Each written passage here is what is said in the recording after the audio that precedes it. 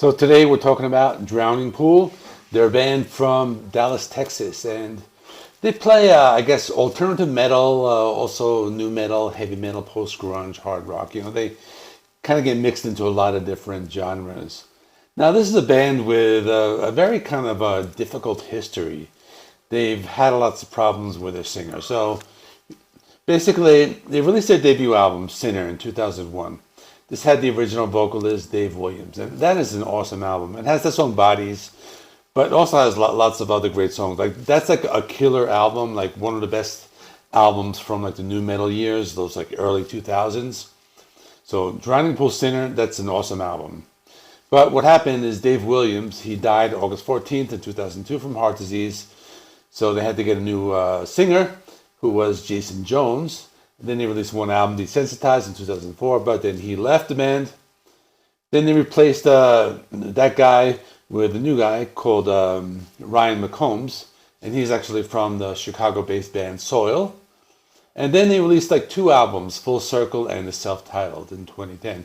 So that's kind of like the first time they released like two albums in a row with the same singer. But unfortunately, this guy McCombs, he's like, I'm going back to Soil, so goodbye.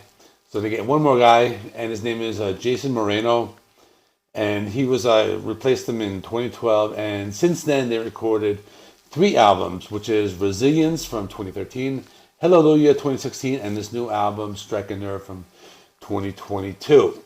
Personally, that whole like middle period of the band, I'm not really familiar with. I used to listen to Sinner a lot. I love that album. It's just like awesome. And this one, I kind of like wasn't really sure what to expect because I hadn't really followed the band since then. But it's okay. It's not bad. I'll talk a lot about that in more detail. So the album is called Strike a Nerve, released on September 30th, 2022. Album number 7 in their discography. The record label is T-Boy and UME. And I thought it's okay. I think it has a few problems here and there, but it's a decent album. I think basically the overall sound of it is they haven't really changed much. It's basically new metal. You get maybe a little industrial metal and some post-grunge. There's a few ballads. But generally, it's a heavy album. I think the thing with this album, the first three songs were just okay. So Doing Time in Hell, that's like a short song. And Hate Against Hate and Stay and Bleed. Those were kind of typical 2000s metal songs. Those ones didn't really like stand out for me at all. They had some good riffs. Like one of the songs had a guitar solo. Nothing really special. I think the album starts to get good right on track 4 with the title track called Strike a Nerve. So that's kind of more of an angry song. They had like the clean guitars alternating with the heavy riffs. So I like that part.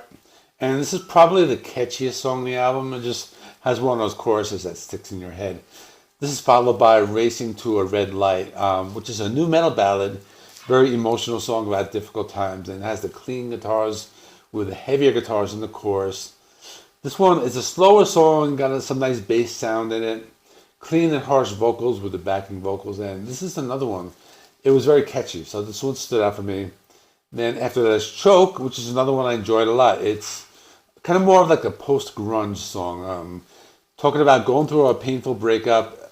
It's just very catchy chorus. There's some heavy parts, and that's a very good song.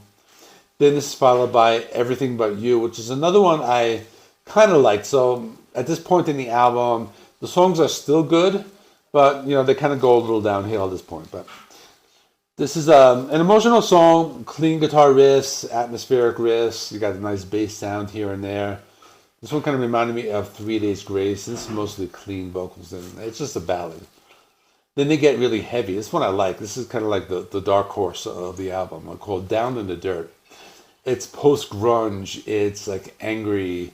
It's kind of like a very heavy, like Alice in Chains. It has those like grungy riffs, but also this like weird Middle Eastern intro, very harsh vocals. So that's kind of one of the like standouts for me, called Down in the Dirt. And then the last two songs, or actually there's 3 more songs. The song Rope, which is the third to last song, that one's just okay. Nothing really stood out for me. And the last song called Mind Right. That one was okay. The thing that stood out on this song, Mind Right, was kind of like they do this weird like Tom Morello style guitar solo. So that was okay. It has harsh vocals with some guttural vocals, so that was kind of a heavier song. But there's one song I didn't mention called "A Devil More Damned," the second to last song on the album. I think this is another one that stands out because it's a balance between that new metal and post grunge. Really heavy, but has those atmospheric parts. This very angry type of song.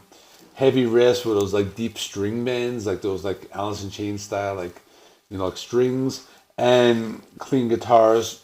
Really good, harsh and clean vocals. And I like this one because it just balances the heavy and light. So that one I liked. So my final thoughts. I liked it a little better than I was expecting. I didn't really know what to expect going into it. A lot of these new metal bands that kind of go into like this like pop direction and they try to use all these like heavy or pop production values and things like that. But this one was kind of good, kind of heavy. So like I said, I think the best songs were like more towards the middle, from the title track up to like Down in the Dirt and The Devil More Damned. Those were the best songs, but some filler on like the front half and the bottom half. But otherwise, it's decent.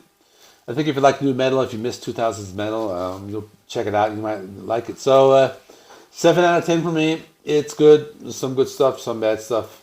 And that's all. So thanks for watching. Tomorrow I'm going to be reviewing the Alice Cooper live album. I got the CD, have it like back there somewhere. But I'll be like doing the whole unboxing, showing the CD and all that. So thanks for watching. See you in the next one.